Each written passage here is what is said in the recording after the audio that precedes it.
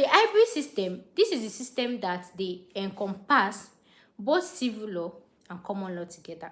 And to the best of my knowledge, in the common judicial that I am, I feel like that exactly is what the modern world is practicing. Like I said, that in my last hearing, the defendant tried to move a motion that they've not served me. And then the judge had to step in because the judge knows that I am actually a student. I don't know about this thing. She had to step in to say, no, you don't do that. Right?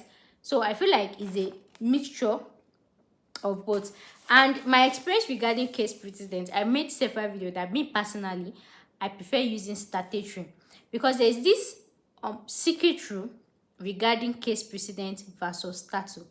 And that secret is, let's say there's a High Court Amendment Act 2026, and then there's a case precedent of Supreme Court from, let's say, 20 years ago, right?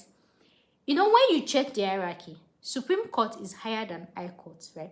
So let's say two people, one cited the Supreme Court's case precedent that was 20 years ago, and then me, I cited the High Court Act that is 2026.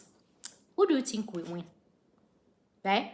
What do you think will win? Many people will think that, oh, because Supreme is higher, the Supreme person will win. No.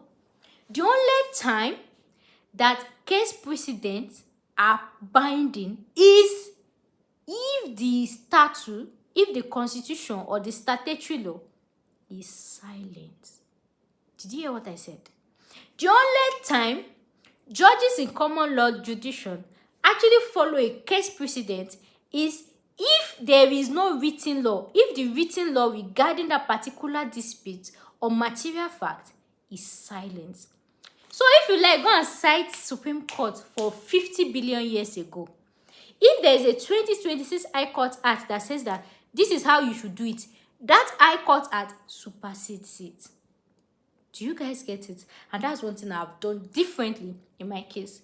I remember when the defendant wanted to strike out my case, I've made several videos on that. I don't know if I'll post it, but just keep an eye on that playlist, right? They were citing Supreme Court 1 billion years ago.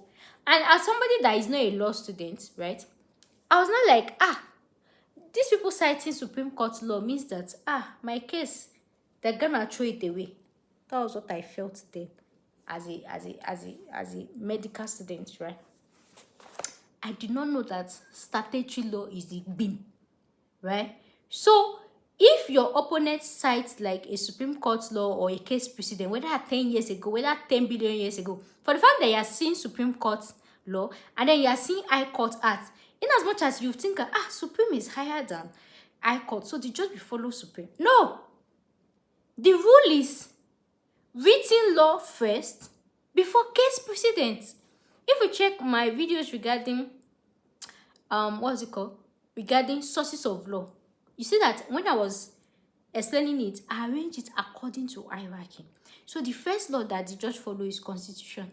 After Constitution, statutory law. And statutory law, it could be High Court Act, it could be anything act, as long as it's statutory.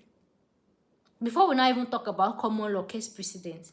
So if, let's say, a case from Supreme Court says, for example, you can allow to violate people's freedom of speech. Let's say, for example, I like freedom of speech because that's what layman can relate to, right? So let's say there's a law that says you can violate people's rights.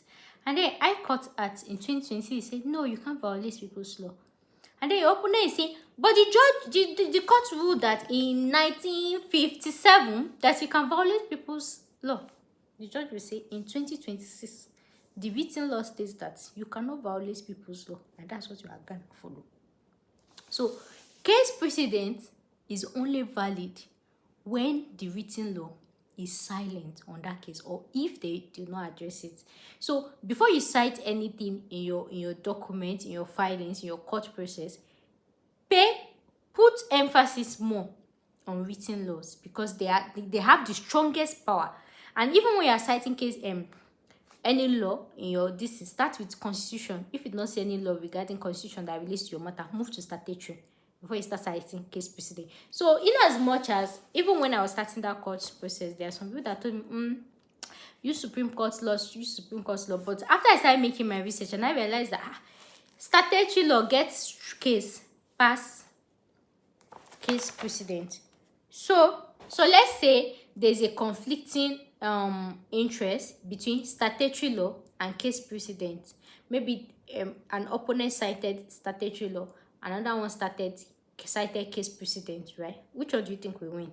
With my explanation, the statutory will win. But if the statutory is silent and then the opponent cites case precedent, the case precedent will win.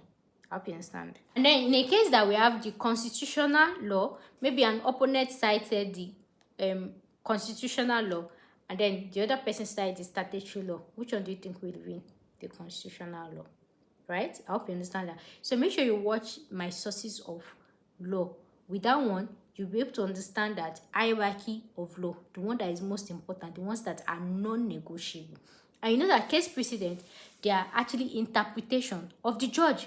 For example, freedom of speech. Is the judge that will say, you self, you're not supposed to talk when you're in lecture. If I take that case to appeal, the judge can say that, don't violate her right, that you say, why didn't you raise your hand? Right? That's why you see some cases, High Court, the judge said this, appeal, the judge said this, different thing. Supreme, the judge say, okay, no, it's supposed to be like this, right? Because it's like judge's interpretation.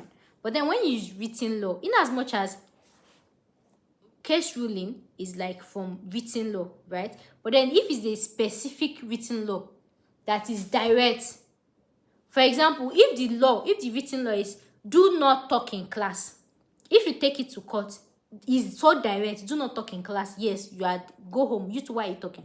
But then if the constitution say you have freedom of speech, but the rule did not say don't talk while your teacher is listening, don't talk while you are eating, so one will not get to court. The judge will be like, the constitution did not give exception of don't talk in class or don't eat in class or this thing.